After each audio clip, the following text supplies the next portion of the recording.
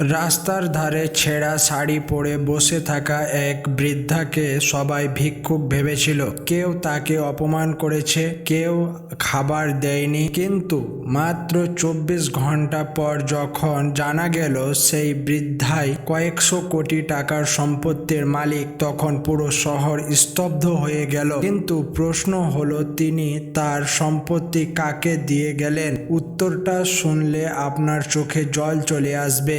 চলুন গল্পটি শুরু করা যাক। শহরের ব্যস্ততম মোড়ে প্রতিদিন একটি বৃদ্ধা এসে বসতেন। তার নাম ছিল সরলা দেবী। মাথায় সাদা চুল, পরনে পুরনো শাড়ি, হাতে একটি ছোট কাপড়ের ব্যাগ। লোকজন ভাবত তিনি একজন অসহায় ভিক্ষুক। কেউ কেউ তাকে দেখে মুখ ফিরিয়ে নিত, কেউ বলতো, কাজ না করে ভিক্ষা করে খেতে লজ্জা লাগে না? বৃদ্ধা কোনো উত্তর দিতেন না, শুধু মৃদু হাসতেন। সেদিন সকালে সবাই নিজের কাজে ব্যস্ত ছিল। ঠিক তখনই কলেজ পড়ুয়া এক ছেলে রাহুল বৃদ্ধার সামনে এসে দাঁড়ালো। সে নিজের টিফিন বক্স খুলে বলল, ঠাকুমা, আমি আজ আপনার সঙ্গে খাবো। বৃদ্ধার চোখ ভিজে গেল। তিনি বললেন, বাবা, আমি তো ভিক্ষা চাইনি। রাহুল হেসে বলল, আপনি চাননি, কিন্তু আমার মন চেয়েছে। দুজন একসঙ্গে বসে খাবার খেলো। দূর থেকে অনেকে হাসাহাসি করছিল। একজন দোকানদার বলল, ওই ভিক্ষুকের জন্য নিজের খাবার নষ্ট করছে। রাহুল কোনো উত্তর দিল না। খাওয়া শেষ হলে বৃদ্ধা শুধু বললেন, মানুষকে কখনো পোশাক দেখে বিচার করো না। রাহুল মাথা নেড়ে চলে গেল। পরদিন সকাল, পুরো শহরে হইচই পড়ে গেল। বড় বড় গাড়ি এসে সেই মোড়ে দাঁড়ালো। আইনজীবী, পুলিশ, সংবাদ মাধ্যম সবাই উপস্থিত। লোকজন অবাক। কিছুক্ষণ পর জানা গেল আগের রাতে সেই সরলা দেবী মারা গেছেন।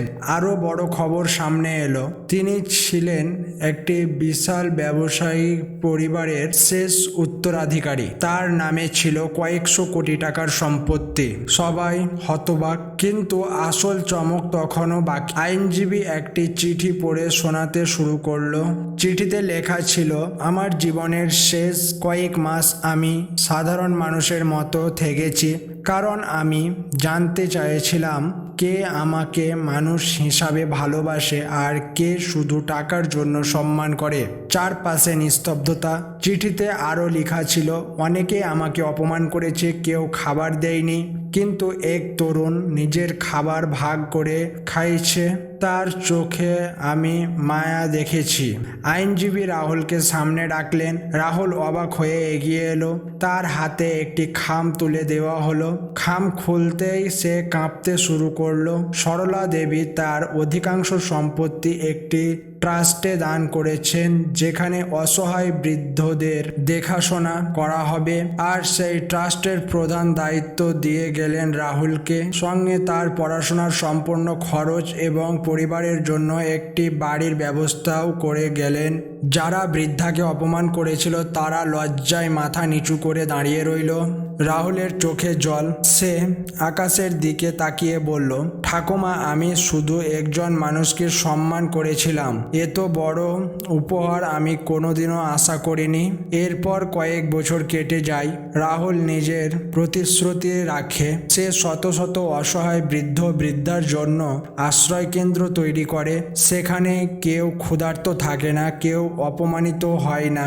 প্রবেশদ্বারে বড় করে লেখা থাকে, মানুষের আসল পরিচয় তার পোশাক নয়, তার হৃদয়। শিক্ষণীয় কথা, বন্ধুরা, জীবনে কখনো কাউকে তার পোশাক, চেহারা বা অবস্থার জন্য ছোট করবেন না। আজ যে মানুষটিকে আপনি অবহেলা করছেন, কাল তিনি আপনার জীবনের সবচেয়ে বড় শিক্ষা হয়ে উঠতে পারেন। মানুষের প্রতি ভালোবাসা ও সম্মানই পৃথিবীর সবচেয়ে বড় সম্পদ। যদি গল্পটি আপনাদের ভালো লেগে থাকে তাহলে ভিডিওটি লাইক করুন, চ্যানেলটি সাবস্ক্রাইব করুন এবং আপনার মতামত কমেন্টে অবশ্যই জানান।